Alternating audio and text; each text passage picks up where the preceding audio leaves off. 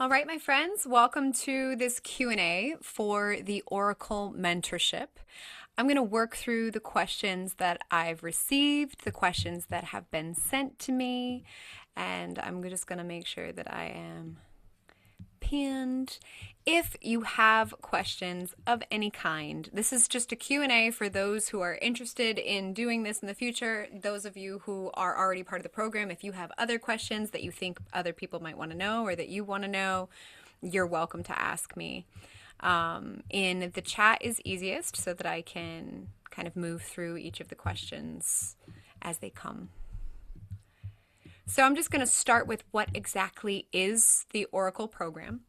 The Oracle program is a 13-month initiatory journey through embodiment, ritual arts, and seasonal living. This is also focused on nervous system resilience and resonant leadership. This is weaving together all of my Wheel of the Year teachings, mythopoetic, ritual, herbal wisdom, mentorship, community, all of these pieces alongside the Resonance Embodiment Practitioner Training Program. So the Resonance Embodiment Method is the method that I've developed over the last 20 years of being a movement teacher. So that is a facet that is included within the context of the program. Now I can spotlight myself. Perfect. Maybe. Spotlight. Here we go. Okay. So please put questions in the chat if you think of them. I'm going to go through the ones that I've prepared answers to. So if it looks like I'm reading, it's because I can't remember this many words all the time by myself. That's an insane thing to expect of a human brain to do. I do want to name that some people will choose this because they feel called towards facilitation and leadership, and other people, maybe it's just that they're seeking a deeper relationship with themselves, with their creativity, their intuition, their spirituality, and of course the living world. Like anything that has the word witch in it is the living world, very much so. The next question I'll answer is Oracle a certification program? So, yes and no.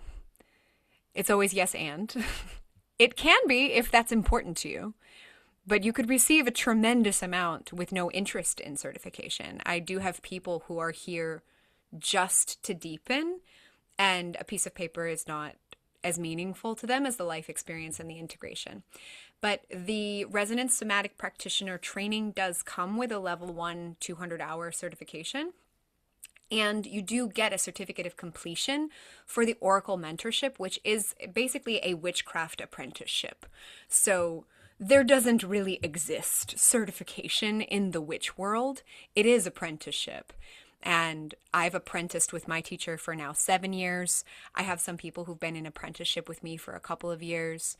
And it really is walking through the life cycle with someone who walks in a way that you're feeling aligned with and that can support you developing relationships to the seasons, to the energetics of the seasons, the rituals that surround them, and the elementals and the facets that really flesh out a craft if that is something you're desiring to deepen. So this is not just a professional training. This is much more of an initiatory journey.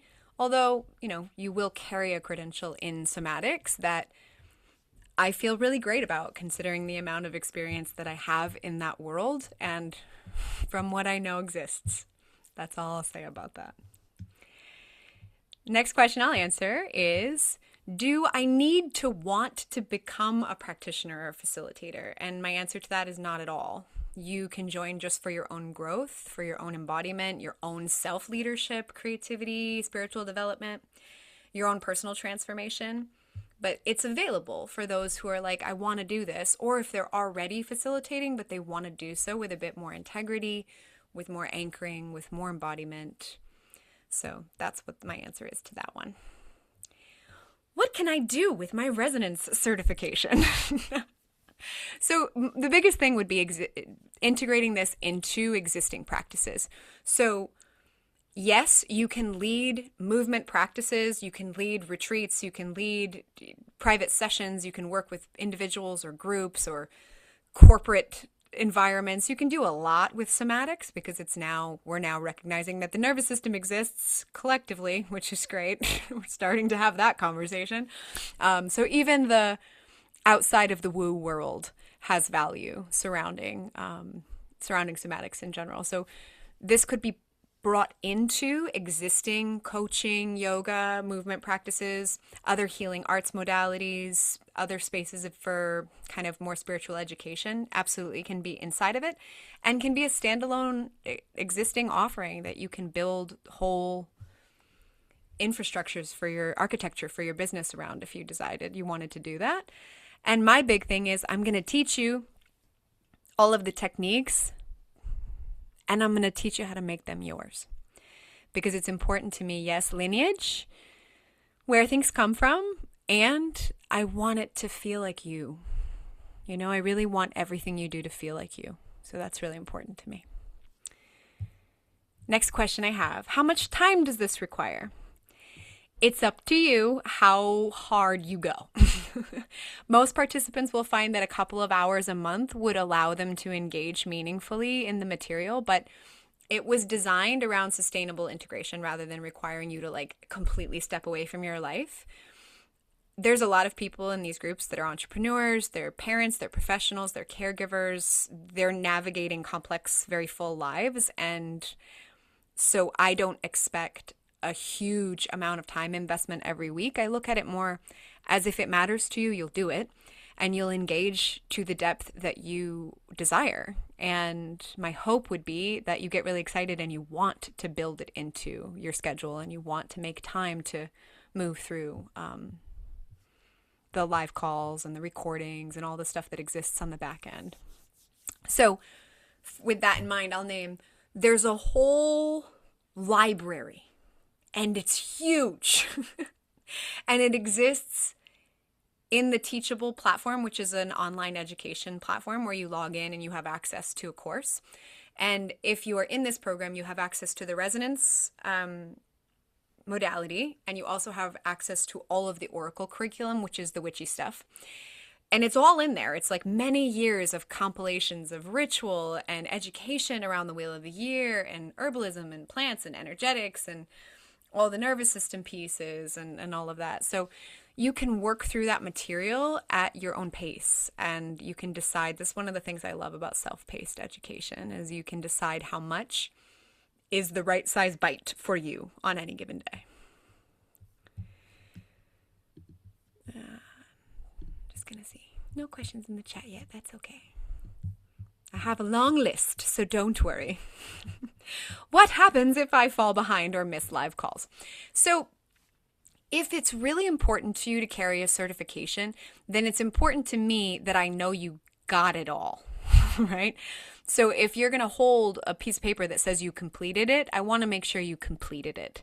So my big thing is if we try real hard to show up for as many of the live calls as you can. If you know that it's not going to work or you have some wild time zone thing, like obviously I don't expect you to get up in the middle of the night to come for a call because it's a weird time zone for you or anything like that.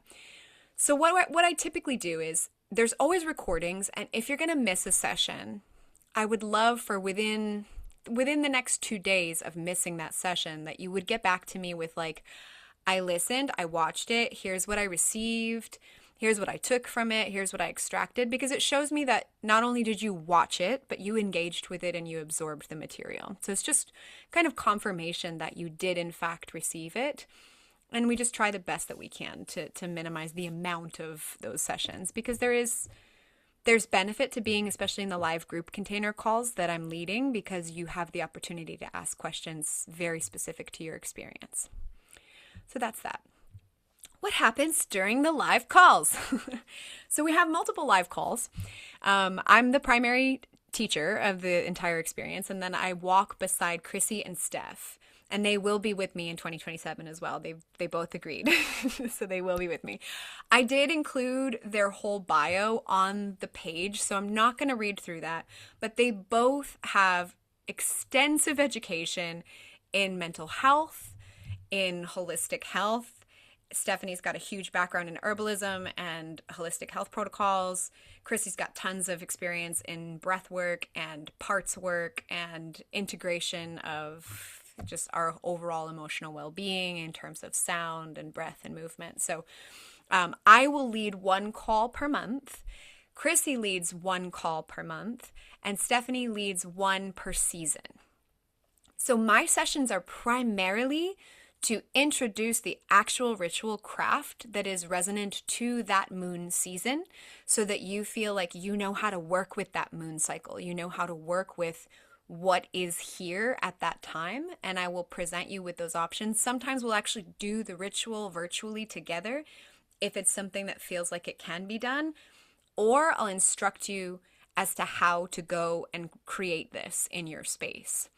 Most of the time, I'm going to want you to do both things anyway. Like, even if we do it together, I'm going to want you to go and apply this in real time almost immediately and kind of create your own full throttle ritual for yourself. So that happens during my live calls.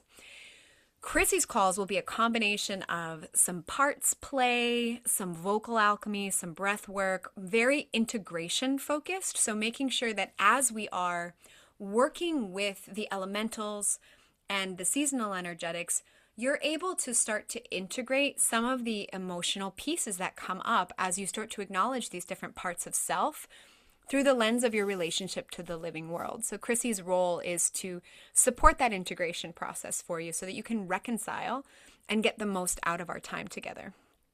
Stephanie comes in every season to line us up with an animistic ecological lens.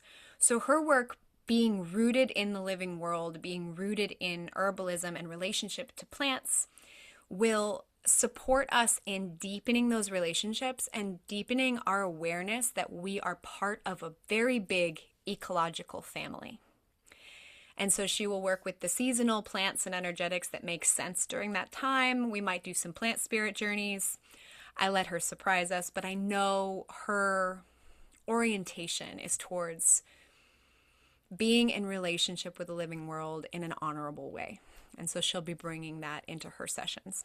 So those are the live sessions. And then there's a WhatsApp chat that is already on fire. Our WhatsApp group chat is like, as much as you want, you can engage in that space with each other and get to know each other.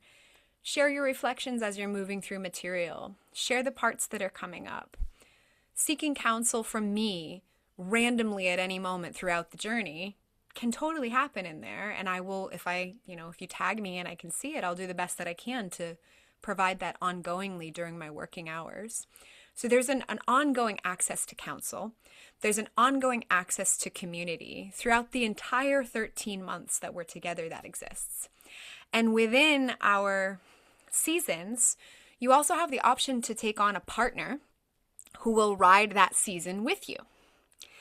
And that partner is someone that you can kind of bounce your ideas off of, work through the material together, check in as much as you desire to. And it's also practicing healthy, honorable relationships with other people so that you can have clear expectations of each other and communicate your needs and all really necessary things for any relational dynamics, but 1,000,000% for leadership dynamics. Because if we can't handle that in a one-on-one situation, we definitely can't in a larger scope with leading larger groups. So that's some of the infrastructure there. And then this year we've got 2 in-person gatherings, one at Chrissy's and one at Stephanie's. And I think we might add one at mine towards the end. That's not like confirmed yet, but we might add one at mine towards the end. And then there is also an optional group retreat, depending on the tier of the package that you choose. So this could be a thing where all year long there's quite a bit of available connection, right? When it comes to the live calls, the in-person gatherings, the different teachers, there's a lot of touch if you want it. And it can also be as distanced and paced as you need if that's more your style. That's that one. Okay. Catching my breath. Yes, you have access to the resonance material. Whether or not you are trying to get certified, you fully have access to that. So you will be able to move through all of those and take it and do with what you desire to. the biggest thing is like, if you want to hold the credential, then you can. And that's another piece too, is that this year we've scheduled, I think I have two primary seminars scheduled that are like live Q&A. Let's talk about this modality, in addition to moving through all of the pre-recorded material for getting that certification. Like a yoga teacher training, for example, they now have the ability for you to do the majority of a yoga teacher training just following videos, right? You're just learning the videos and doing some tests and quizzes and whatever. That all exists. And then we'll have two primary live seminars, and then we have practicums for those who want certification, where you actually teach and you get feedback from me, and I help you to shape the way that you lead an embodiment class. So that's all part of this program. I'm also doing a month-long version of that next September. So that'll be a cool one. We'll see how this video dates, right? This hopefully will continue to be relevant for quite some time. So the next question I have is Oracle trauma-informed? Trauma-informed is a very interesting phrase because I feel that the resonance modality specifically is super rooted in nervous system awareness, consent, pacing, choice, agency, embodied self-responsibility. That's pervasive through all of my programs. There's such a tremendous amount of, we ask for consent, we don't do unsolicited advice. All of these layers are really important. And participants are really encouraged to honor their own capacity and move at the pace that supports their own genuine integration. It's impossible for a guide to know what's going on inside of all of these participants that are present for these things. And even with the information, there's always going to be the opportunity that someone is triggered. I actually think that's quite important for growth. Like, triggering happens. It's what happens when you touch a weird edge. It's going to occur. I think trauma sensitivity and maneuvering in a way where we're all resourced to navigate when we rub up against those edges is more my motivation and how I navigate these things. I do the best that I can to approach and use language and texture that creates as much safety as possible. And I know that we are grown through arousal and through the stimulation of our edges and our capacity expanding. So yes, in terms of what people think trauma-informed means, and we're not walking on eggshells to never touch anything that hurts, because we won't grow if we never touch anything that hurts. There's just never any force for you to go anywhere that you're not ready to go or don't want to go for any reason on any day. It's always an optional descent if you choose it. Yes? Okay. Is this connected to a specific religion or belief system? I love that I get to say no. Because I have people who believe so many things that I don't believe. And I get to be in relationship with people who have totally different spiritual experiences than me, but are interested in my lens, right? So of course I'm teaching from what I practice. I'm teaching from what I've lived and experienced. But I will be the first one to tell you that I know nothing at all for sure. So even my beliefs are very subject to any new information that might arise. I cannot know what exists beyond the mystery. Like, I feel like we dance in the realms of mystery, and we're humbled by just how vast and unknowable it is. And I think that that's one of the most beautiful things. So my background is most influenced by my Celtic witchcraft teachers, by my animistic views, which is really like that I believe all of nature is very much alive and in relationship with me. So my craft is very rooted in my ancestry and my relationship to land more than anything. I have no dogmatic views whatsoever where I think something is only this or only that, and that's fine if other people do. I just don't. I'm very anchored in mythology. I'm very anchored in seasonal wisdom.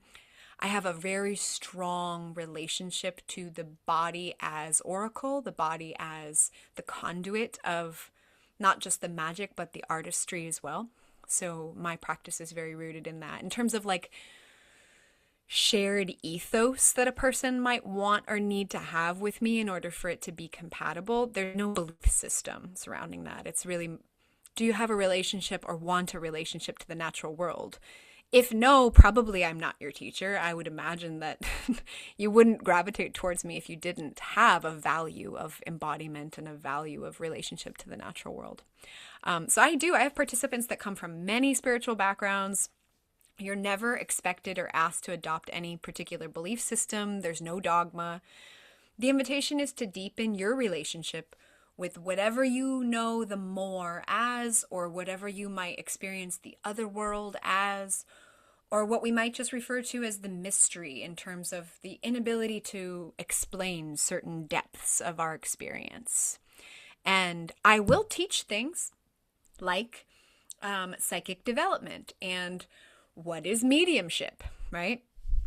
These are concepts that you might explore more archetypally if it's not something that you subscribe to particularly in your belief system.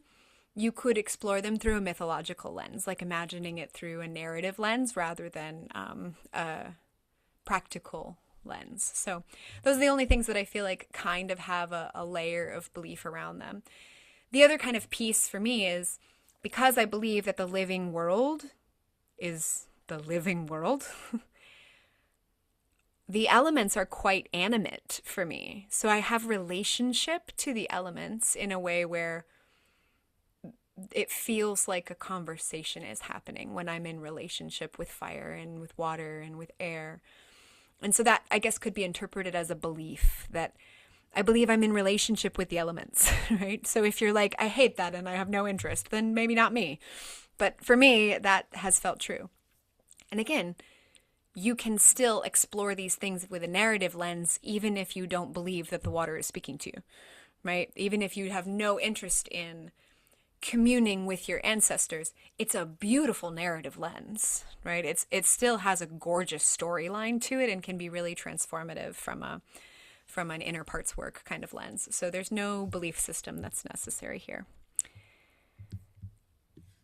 Next question. These are pretty good questions that I got for myself and for people who've sent them. What if I'm completely new to ritual, witchcraft, or seasonal practice? Perfect. You will not be lost. It's part of why the Teachable, back that whole giant library that lives in the caverns of the internet, part of why I give you that is because it really does go, here's what everything is. Here's what the seasonal wheel of the year is. Here's where it comes from. My grimoire very much walks people through it. I think most participants don't have a ton of experience with the wheel of the year when they come to me. So even if they have spiritual practice, they're still learning the wheel of the year kind of somewhat freshly with me, I guess. But these teachings are designed to meet people, whether it's their first time or they've been doing it for a long time. And I really think that there's always more. There's always a deeper spiral, especially with the Wheel of the Year. So that's that one. Now about homework. Okay. So the question is, what about homework? How much homework are we going to have? As much as you want. So again, if you're seeking certification, there's going to be assignments that are woven in through this whole journey. In terms of specifically the somatic stuff, I want to make sure that you are resourced enough to lead a group of people that might have many weird things going on in their bodies, right? That's important to me.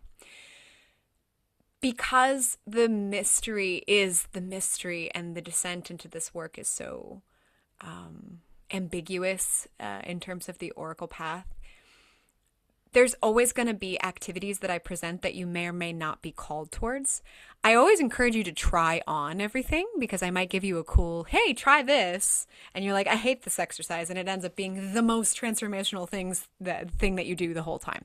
So I always encourage you to lean towards things you're averse to.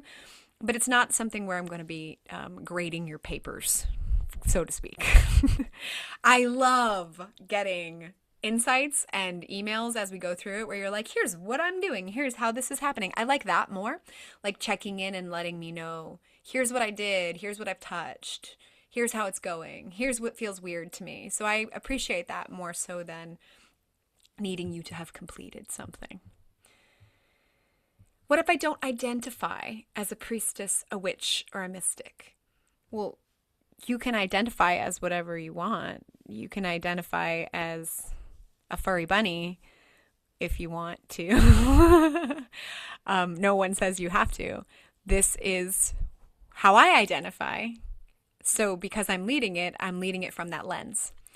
Some people might resonate really deeply with those words. Other people might want to say something like guide or healer or artist or facilitator, leader, seeker, or none of the above, which I have many times deleted all titles that were anywhere near anything and just been like, I'm just a Jessie. Why does it matter which box? Because it really doesn't. So these are the words that most closely help a person who's trying to figure out what this is get some context. That's really why I've chosen the words that I've chosen. But all that really matters is that you have a willingness to deepen your relationship with embodiment and self-trust and creativity and nature and your own inner relationship. That's really all that it ever has been. Okay, this is a good one. What if I'm skeptical of spiritual spaces? You should be, because there's a lot of bullshit out there. There's so much bullshit out there. The first thing I'll say is one of my biggest values is sovereignty and autonomy. And it's so important to me. This is part of why even this kind of process of finding the right people for a program like this, I'm so not interested in the really aggressive pain point marketing and looking for where people are aching and then telling them that I'm going to fill in all their gaps. Like, I'm so not interested in that energetic. And so it tends to be a lot harder for me actually to fill this kind of a program. It's harder because it has to be people who feel full and settled in many ways and are like, I would really like to go deeper in these directions. I want to learn more here. I would like to be enriched in these areas. That's a harder person to find. And it's harder to have those conversations because that person typically knows that they don't need a program like this. They might want a program like this. And I prefer that to be the energetic. I prefer it to be like that a person really just wants that enrichment process. And I think that that's a pretty supportive layer that distinguishes the kind of work that I do from a lot of spiritual spaces that are very rooted in, you're broken, let's fix you, because you're not broken and they can't fix you. And that's not how that works. So that's my kind of 2 cents on this. You are so encouraged to do what you choose, to have your own discernment, your own sovereignty, your own lived experience is precious, just as precious as mine is. Your own embodied exploration is valued and celebrated. You're always welcome to think critically, to ask questions, to decide what fits for you and what doesn't. I'm never ever going to be like, I do it this way, so you should do it this way. I have absolutely no fear governing my practices, whatsoever. So I feel like that says a lot as well, that I'm not aggressively trying to get you to be afraid of all sorts of spiritual attacking things. I'm very much teaching you how to come to this from a really grounded place that is sustainable and life-giving and sovereign. So that's my piece of that. The next question was, how do I know if I have enough experience? Well, you don't need any kind of experience for this. You don't have to have a certain spiritual title. You don't have to have any kind of like formal practice. That none of that is necessary. It's really just where your head is at, where your heart is at, what matters to you. If you do come to this in a way where you think it's going to like solve your life and fix all your problems, nothing's going to do that but you. Like, you can have some profound things shift in your world, but you're going to be the reason that happens. The program has beautiful architecture to support that. But it is important that you come to it from a place of curiosity and sincerity and devotion to it and a willingness to participate. And that's really all that matters. It's not any level of experience. And then on the flip side, it's like, what if I've already done so many trainings? A lot of experienced practitioners find me. Different kinds of practitioners.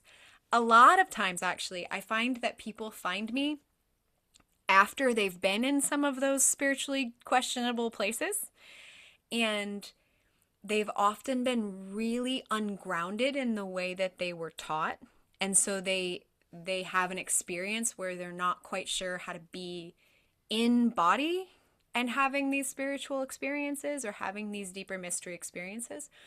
So I tend to be like the rocks in the pocket for a lot of those people. Like, I will be the person who's like, okay, we're going to do this from a nervous system safe place.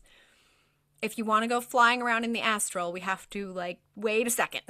Like, let's get our feet on the ground first. So I do have a lot of people there. I've had people recovering from like too much plant medicine spaces, like an overdoing it with psychedelics.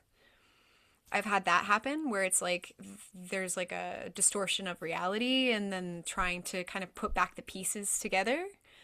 I've had people come from places where they just didn't get what felt like an anchored, personalized, embodied experience of teaching, and so they kind of sound like their teacher and they're trying to figure out how to sound like themselves. So even when you've had a lot of training, I do think that sometimes it's even more important to do something that really breaks down the attachments and calcifications that we can have of our one way that we've always done something, and exploring other ways of having that experience. Yes. Oh, I was going to say, Oracle tends to resonate with people who are not just seeking information, because I am an embodiment teacher first. So I give you lots of cool information, but it's so much more about how you be in your system than anything. Okay. Will I be expected to share deeply personal things? You are always invited into honesty, but you are never required to share anything that doesn't feel aligned for you. Some people will share frequently, others are more private, they might not share at all, and all of that is okay. What makes Oracle different from any other priestess training or mystery school? Well, what's cool for me is I feel like we represent a convergence point between a lot of worlds here. So most programs, they're kind of just in their one lane. Some are just ritual, some are just leadership or business, some are just like coaching, some are only on spirituality, and then you have others that are just on embodiment.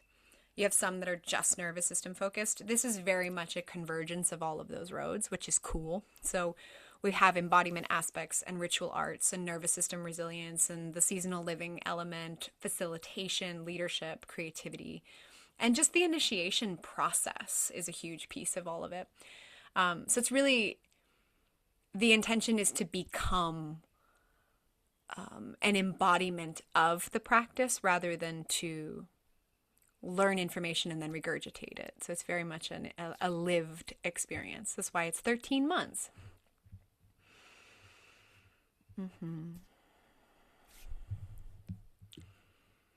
Can I speak more about the grimoire? Sure.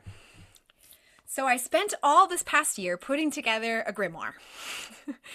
My grimoire is like chicken scratch. So I had to like pull all of my spells and recipes out of it. And some of them I didn't feel comfortable like writing down. So they don't even know this yet, but they're going to get some things that I wouldn't print. Some things that I would just need to orally teach you, because that is very much the way that I have been taught to teach anyways, very much like we're together doing the thing. But a grimoire is basically a big book of how I live, right? It's how I live as a witch. So all of what I do at each of the turns of the wheel, at each of the moon cycles, is all in there. Moon phase by moon phase, right? Here's what we might touch at new moon. Here's what we might touch at full moon. And really, it moves through the arc of the wheel of the year in a way that allows you to keep coming back and plugging back into kind of where you are in the journey at any given point, which I think is a really beautiful resource. Yeah. Is that what you meant? Yes. Okay, good. Thank you for reminding me of things that I wouldn't even think of. If you think of any other questions, please tell me, because I'm hoping that I do this one time and everybody understands what's in here, and then and then that's it.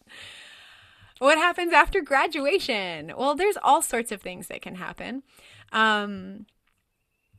Everybody that I teach with, for the most part, has either come through my programs or I've met them because I do what I do.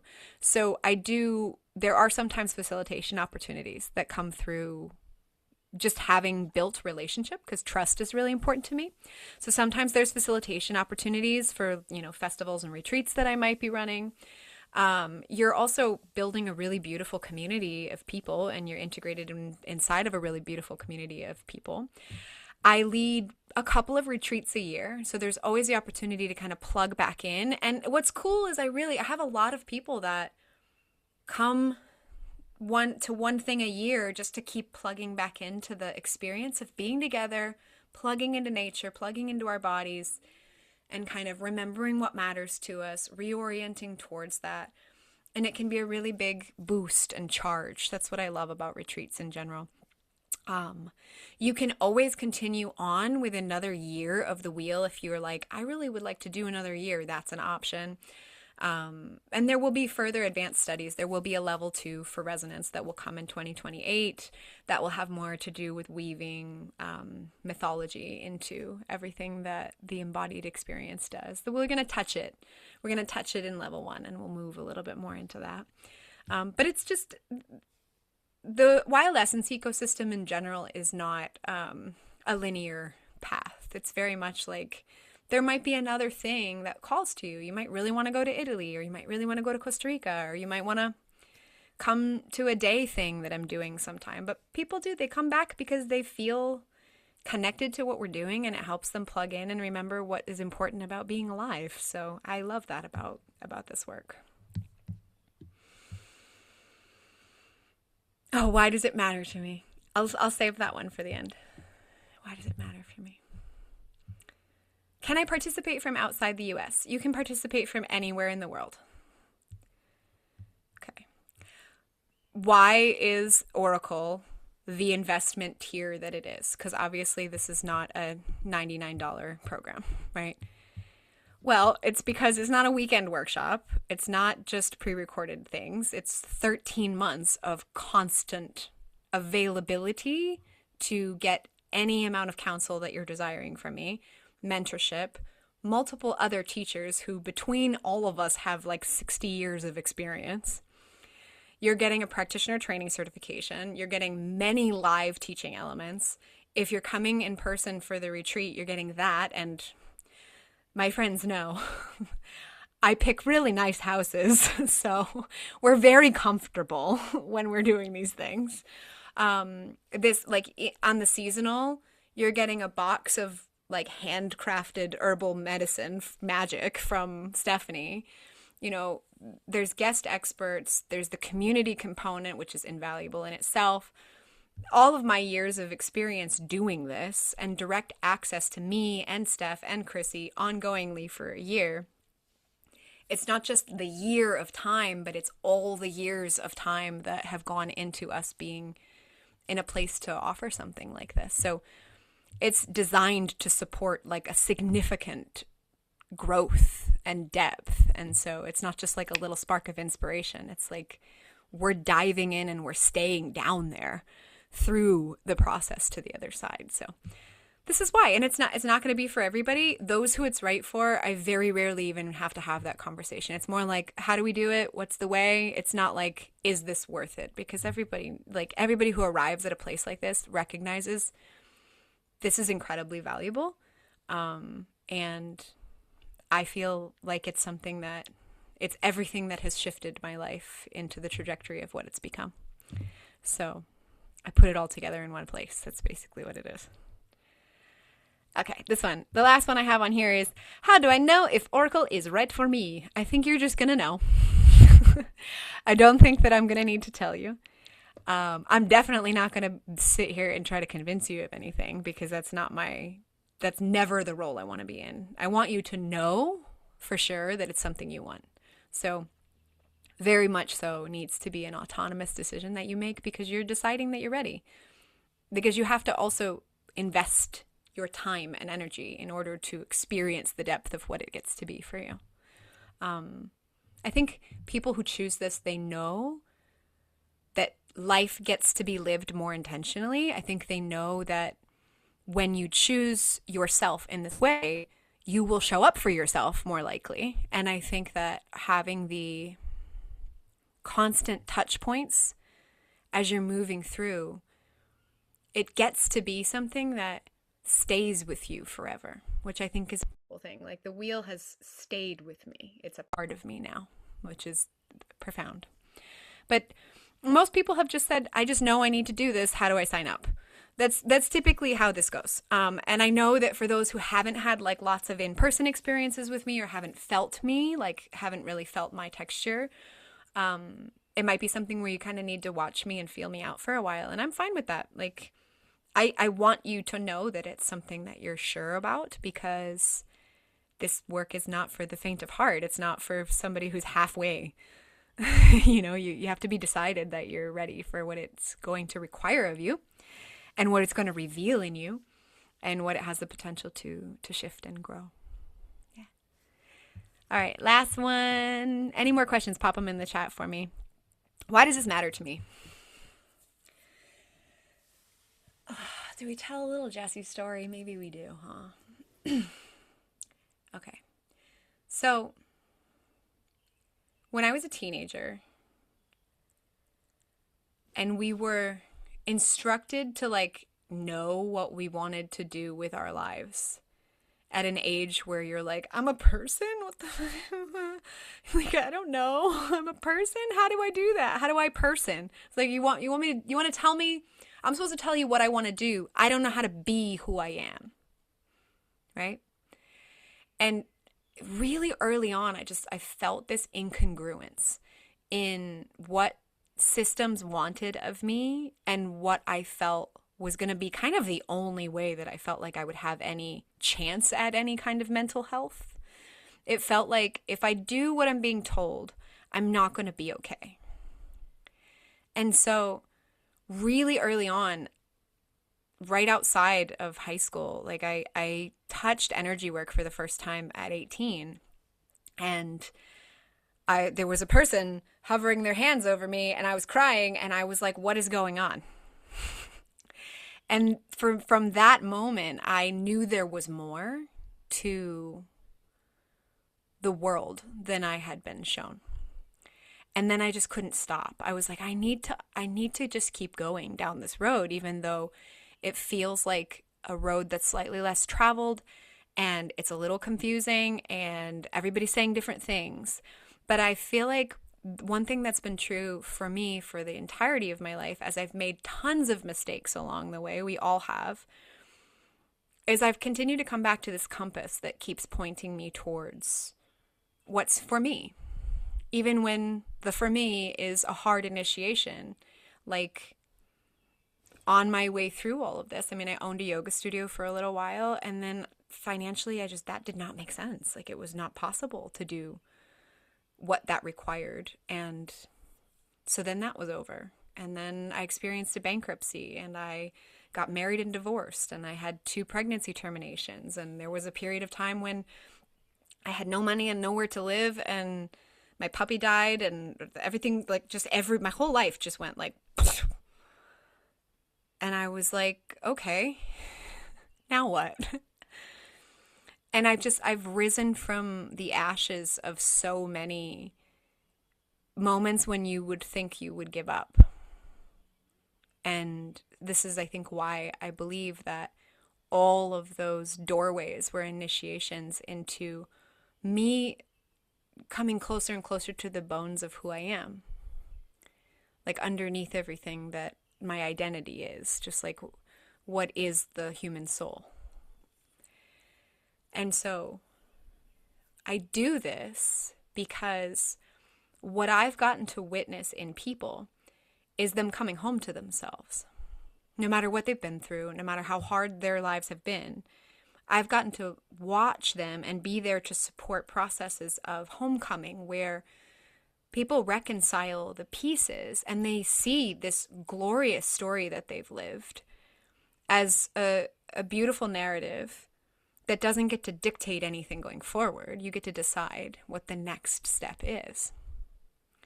And I've watched people land in their bodies again after not really living in there for a long time, and that has just been revolutionary for me. I've watched and felt and experienced the power of so many people feeling gratitude near each other and how profoundly magnetic that is. I've experienced the crawling back up from this really low, hard place by really trusting in something more and making choices that put me in the driver's seat of my life and really gave me authority and self-trust to say, I know that there's a lot of things I can't control, but here's something I can. And so I'm going to do that with my whole heart, and I'm going to devote to that with my whole heart. And so, through the nearly 20 years now, I'm 36, so it's nearly 20 years of from the first time I got weird hands hovering over me to now, where I've led thousands of people. I've led them through movement. I've led them through journey work and ritual work. I've watched certain things that are a thread line always. And that has been miraculous because they're the things I've felt. And then I've gotten to witness them in other people. So it's been this really profound thing to see people rise from the ashes, to see people choose to make a meaning that is empowering rather than a meaning that strips them of their power. And because in a world that has so many things to be worried about and stressed about and sad about, I get to do something that helps people feel alive. There's nothing more miraculous than that for me, is to get to watch that happen, get to be a part of that happening. And it reminds me every day what I have hope for future generations, what I have hope for what we leave behind. Yeah, I think that's my answer for why does this matter to me. I love you too. All right, my friends. I think I'm going to end the recording because I said many words that I hope are helpful to people. And I hope that if this is the thing for you, that this will help you to make that decision. And all you have to do is send us an email. It's not we try not to do a bunch of crazy automations. It's mostly me and Sabrina responding to you because I don't want you to get 63 weird automated messages that are... I had that happen to me recently where I inquired about something and some robot texted me the same thing like 6 times and I was just like, what is happening? I liked what you stood for, but now your robot texted me 6 times and I'm not interested anymore. So I just don't really do that. It's very much like it might take me a day or two for you to get a response from me because I'm not interested in living in that kind of urgency. So we do the best that we can to do it the old school way, and it seems to work out just fine. So reach out if you feel like you want to talk to me privately. We can do that, and I hope that this has been informative and given you some ideas.